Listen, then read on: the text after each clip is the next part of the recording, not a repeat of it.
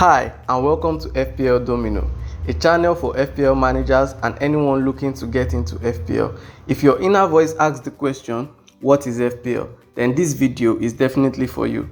This video will answer this question and a lot more on the rules and strategies that will guide you on the ultimate journey to being a good FPL manager. Warning, what you're about to learn might be addictive. Let's get started. Now, to answer the question, what is FPL? FPL is short for Fantasy Premier League. Fantasy Premier League is a game that throws you into the role of a fantasy manager of Premier League players. They score points based on their performance in real time. Points are scored based on different criteria that will be discussed later on in the video. Your points will be scored by your starting 11 and will be cumulated to give a total at the end of each game week. This total will be used to rank you in your mini leagues and among managers worldwide. Now, I'm sure some of you are thinking, wow, all I have to do is build up a best 11 consisting of teams that are in form, let's say Liverpool and City players. Well, I'm sorry to break it to you, but you can't. You can only select 3 players from each team, so no World Star 11 for you. You are going to have to work as a manager. A lot of managers delve into FPL without getting familiar with all the rules and intricacies of the game, and as such, make errors which might mar their season. Now, I'm definitely no expert or anything, but I hope you'll be able to learn a thing or two from this video. My first season in FPL served as a learning experience for me, as I made a bunch of rookie errors which could have been avoided had I been familiar with the rules of the game. To take part in this season's FPL, you have to register, and this can be done in 2 ways, through the Premier League app or the FPL website. You can download the app on your Play stores, or you can just Google Fantasy Premier League and you will be directed to the site. After registering, you'd be required to select your 15-man squad with a budget of 100 million. Now, this is often perceived as difficult, but I really don't think it is. I can assure you that the 15-man squad you pick after registering is not the 15-man squad you start the season with. So, why overthink? Why the stress over picking an initial squad? Just pick a squad with the budget and work on the tinkering later to come out with a good final draft for game week 1. Here is a little trick I employ. I select a premium priced player in every position, a mid-priced player in every position, and I fill the remaining slots with budget picks. If you have been following the video, you will definitely have the questions: who is a premium price player, who is a mid-priced player, and who is a budget pick. The premium price players, as the name implies, are the most expensive players in the game. They are the big hitters who are expected to deliver points game week after game week. Here we have the most expensive player in the game, Mohamed Salah, who is priced at 13 million. The mid-priced players are fairly average price players with good value. They supplement the premium price players, and some managers target them for outstanding value because premiums might not always deliver. Here we have Bukayo Saka priced at 8 million. The budget picks are the low price players in the game who enable you to have more funds to spend on the premiums and mid-price players. Here we have Nico Williams, who is priced at 4 million.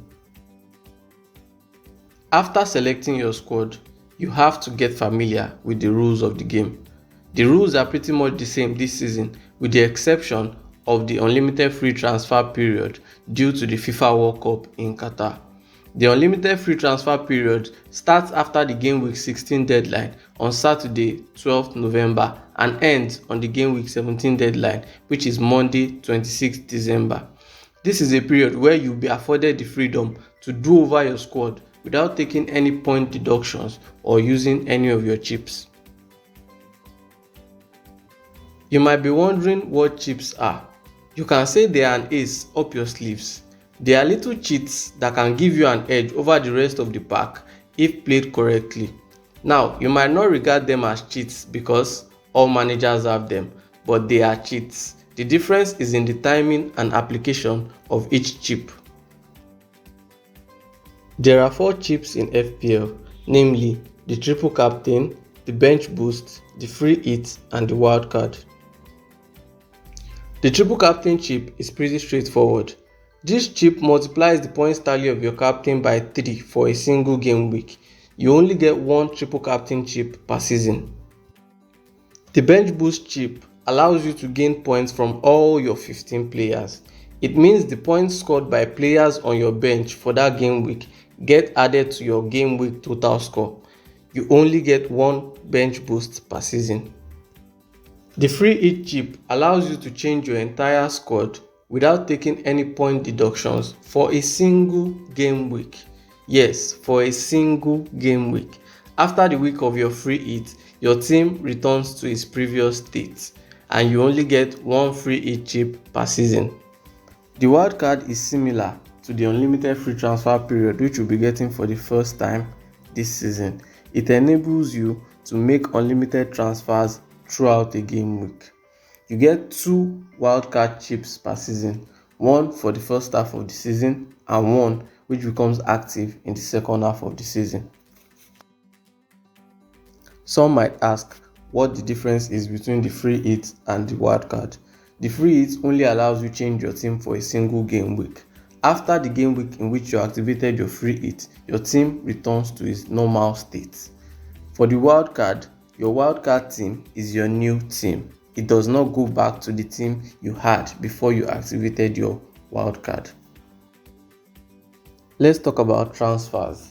You get one free transfer per week.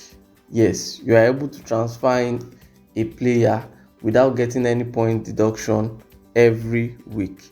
Now, can you roll over your transfer? Yes, you can roll over your transfer for another week, but you can only have a maximum of 2 free transfers.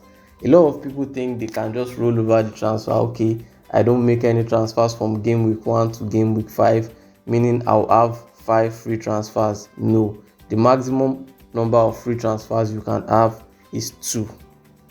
Can you make additional transfers after exhausting your free transfers? Yes, of course, but it will come at a cost to you. For every additional transfer you make, you get a point deduction of -4. So assuming you make 5 additional transfers in a game week, that is -4 multiplied by 5. That's -20 points from your total score. And I won't do that if I were you. Learning when and when not to take a point hit is also something that can help you become a very good FPL manager. If you have a gut feeling, or let's say you saw in your dream that okay, this player scored a hat-trick or this player is said to have a bumper haul against his opponent or something like that, and you don't want to use a chip because it's just a single player, you might take a point hit and bring in that player, but be sure that the reward is greater than the cost of the transfer. Let's talk about the captain and vice captain. You'll be required to select a captain and a vice captain for each game week. This leads to the question, what happens to the player I select as my captain? Well, that's simple. His points are doubled for that game week, and this makes captaincy very crucial in FPL. If most of your players don't perform and your captain lands a high score, it can help you cover for the blanks of your other players, hence saving your game week.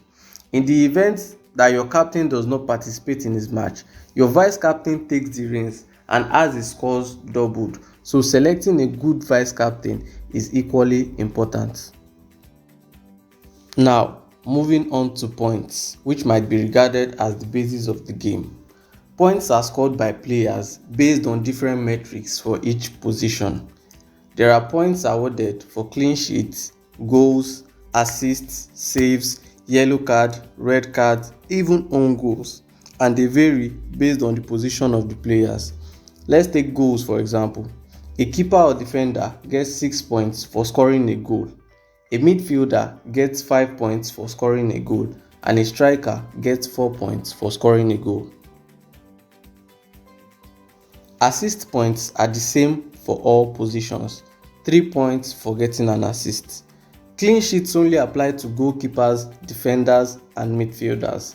Goalkeepers and defenders get 4 points for each clean sheet, while a midfielder gets 1 point for a clean sheet. Save points only apply to goalkeepers.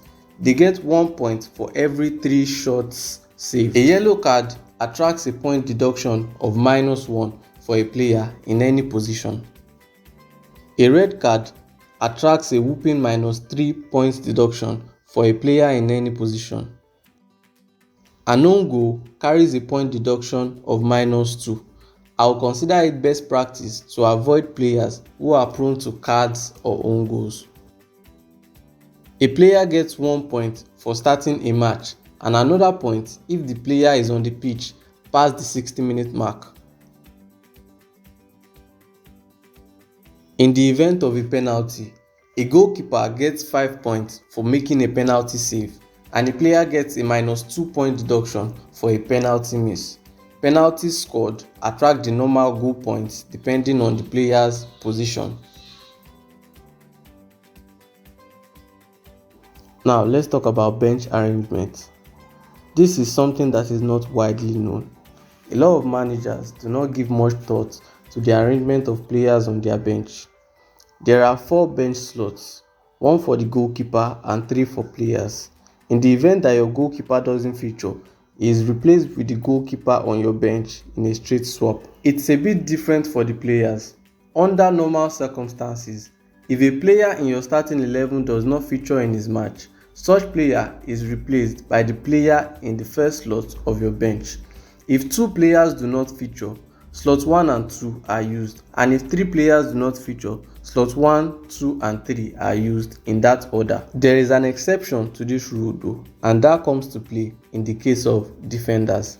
In the event that your starting 11 consists of 3 defenders only and one of them does not feature in a match, and you have a midfielder on your bench first slot, the player in slot 1 will not replace the defender. The first defender according to your bench arrangement will be used as a replacement. This rule comes to play only in the case of defenders. Adhering to these rules will determine your contenance at the end of every game week. You might end up looking like this or you might end up looking like this. The choice is yours. Kindly drop a like and a comment hearing your thoughts on this video, and consider subscribing by clicking on the button right below the video for more videos on tips and strategies in FPL.